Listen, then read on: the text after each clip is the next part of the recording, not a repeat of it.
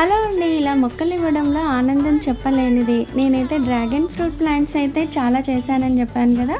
అందులో ఒక నలుగురికైతే ఇచ్చాను. ఇంకొక మొక్క మనకు గోడ పైన వేళ్ళు వస్తున్నాయని తీసి పెట్టాను కదా! ఇంకా అది కూడా ఒక సిస్టర్ అయితే మనకు యూట్యూబ్ ద్వారా పరిచయం అయ్యి తను కూడా ఇక్కడ దగ్గరలో ఉంటున్నాను కావాలి అని చెప్తే తనకు కూడా ఈరోజైతే మొక్కను అందించాను. తను చాలా హ్యాపీగా ఫీల్ అయింది.